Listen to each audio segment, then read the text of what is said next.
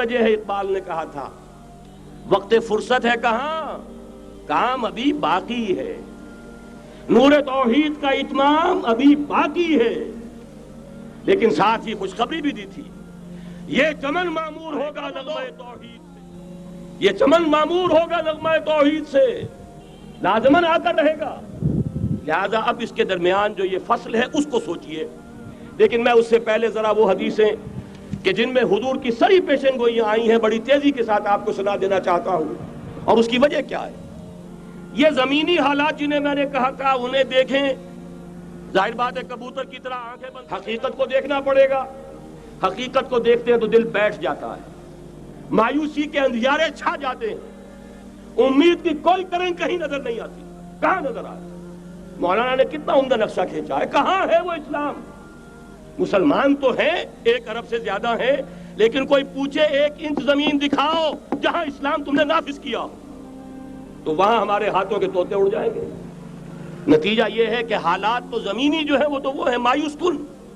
اس میں ظاہر بات ہے کہ امید کا دامن تھامنے کے لیے ہمیں کوئی چیز چاہیے، اور وہ چیز اپنی خوشخبریوں کی شکل میں دے کر گئے۔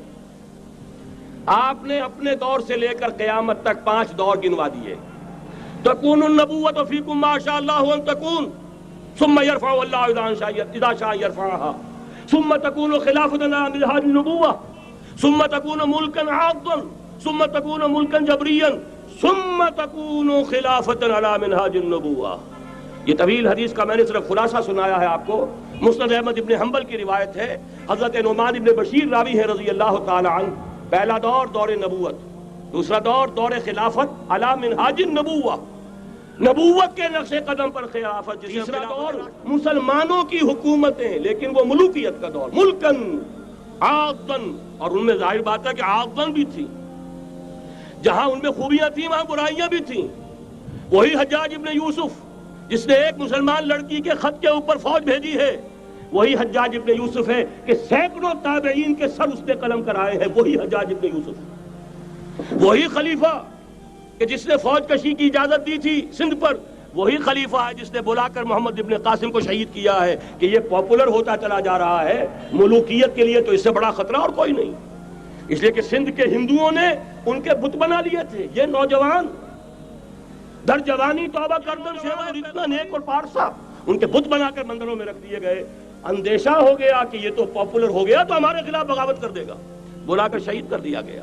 بہرحال تیسرا دور تھا وہ ملکن عاضن، کچ کھلی ملوکیت۔ چوتھا دور تھا ملکن جبرین، غلامی کی ملوکیت۔ پہلے کم سے کم بادشاہ مسلمان نام کے تو تھے، اب تو ہم ملکہ برطانیہ کے زیر نگیں تھے، تاج برطانیہ کے غلام تھے، کہیں بلندیزیوں کے غلام تھے، کہیں کسی اور کے غلام تھے، کہیں اطالویوں کے غلام تھے، کہیں فرانسیسیوں کے غلام تھے۔ یہ چوتھا دور نوٹ کر لیجئے، آدھا ختم ہو گیا، آدھا باقی ہے۔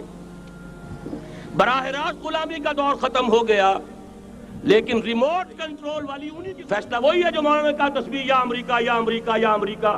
وہی لوگ، وہی ذہن، وہی ان کی بود و باش، وہی ان کی معاشرت، وہی ان کی سوچ، وہی ان کے اقدار، وہی ان کے نظریات، وہی ان کی معاشیات، وہی ان کی معاشرت، ہر شے وہی ہے، صرف رنگ کا فرق ہے اور کچھ نہیں۔ نظام ابھی وہی ہے، چلانے والے بھی انہی کے پرستار ہیں، بلکہ ریموٹ کنٹرول سے وہی چلا رہے ہیں۔ وہ تو آپ کے بجٹ کا بھی فیصلہ کرتے ہیں، آپ کی الیکٹریسٹی کے ریٹس بھی معین کرتے ہیں۔ تو حال یہ ہے کہ ابھی وہ چوتھا دور ختم نہیں ہوا، فرق صرف یہ ہے کہ ڈائریکٹ کی بجائے ریموٹ کنٹرول ہے۔ لیکن حضور کی خوشخبری یہ ہے ثم تکون خلافۃ علی منہاج النبوۃ، یہ محمد رسول اللہ کی نوید ہے۔ وہو صادق المصدوق، وہ سچے ہیں، ان کی صداقت پر خود اللہ گواہ ہے۔ لہذا وہ دور آ کر رہے گا، اس میں کسی بھی بندہ مومن کے لیے کسی شک و شبے کی کوئی گنجائش نہیں۔ اگلی حدیث اگلی سنیے، اب جب یہ دور آئے گا تو عالمی ہوگا، جیو ورلڈ آرڈر نہیں ہوگا، جسٹ ورلڈ آرڈر ہوگا۔ یہ نیو ورلڈ آرڈر NWO، حقیقت میں جیو ورلڈ آرڈر ہے JWO، لیکن اسی کو بدلنا ہے جسٹ ورلڈ آرڈر آف اسلام، اور وہ گلوبل ہوگا۔ 2 حدیثوں کا تذکرہ کر دوں۔ حضرت ثوبان حضور کے ایک آزاد شدہ غلام، مسلم شریف کی روایت ہے، یہ صحیحین میں فرماتے ہیں کہ حضور نے ارشاد فرمایا ان اللہ زوالی الارض فرأیت مشارقها ومغاربها وان امتی سیبلغ ملکها ما زوی لی منها رواہ مسلم رحمہ اللہ۔ حضور فرماتے ہیں اللہ تعالیٰ نے میرے لیے پوری زمین کو لپیٹ دیا، یہاں تک کہ میں نے اس کے سارے مشرق دیکھ لیے، سارے مغرب دیکھ لیے، اور سن لو مجھ سے، ٹیک اٹ فرام می، میری امت کی حکومت ان تمام علاقوں پر قائم ہو کر رہے گی جو مجھے زمین کو لپیٹ کر اور سکیڑ کر دکھا دیے گئے۔ گلوبل ہوگی کہ نہیں؟ دوسری حدیث سنیے، یہ پھر مسند احمد ابن حنبل کی ہے۔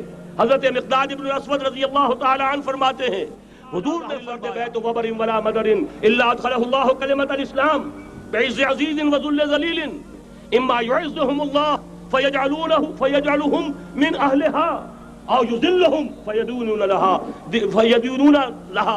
یہ ہے حدیث مسند احمد ابن حنبل کی۔ اور حضرت مقداد فرماتے پھر میں نے کہا اچھا تب تو ہو جائے گی وہی بات وَيَكُونَ الدِّينُ كُلُّهُ لِلَّهِ، دین کل کا کل اللہ کے لیے ہو جائے گا۔ حدیث کا ترجمہ یہ ہے کہ حضور نے فرمایا روئے زمین پر نہ کوئی اینٹ گارے کا بنا ہوا گھر رہے گا، نہ کوئی اونٹ کے بالوں کے بنے ہوئے کمروں کا کلمہ اسلام کو داخل نہ کر دے، لیکن یہ داخلہ دو طریقے سے ہوگا، بعز عزیز وذل ذلیل، یا صاحب عزت کے اعزاز کے ساتھ یا کسی مغلوب کی مغلوبیت کے ساتھ، یعنی یا تو اللہ تعالیٰ ان کا اعزاز فرمائے گا اور وہ کلمہ اسلام کے خود قائل ہو جائیں گے۔ جب گھر والا خیمے والا اسلام لے آئے گا تو اسلام اس کے گھر میں داخل ہوگا، اس کو بھی عزت نصیب ہوگی۔ وَلِلَّهِ الْعِزَّةُ وَلِرَسُولِهِ وَلِلْمُؤْمِنِينَ، عزت و حق ہے اللہ کا، اس کے رسول کا اور اہل ایمان کا۔ اور اگر وہ اسلام قبول نہیں کرے گا تو یؤتُ الجزیۃ عن یدٍ وَهُمْ صاغرون، چھوٹے ہو کر رہنا پڑے گا، جزیہ دینا ہوگا، اسلام کی بالادستی قبول کرنی ہوگی۔ بتائیے اس کے بعد بھی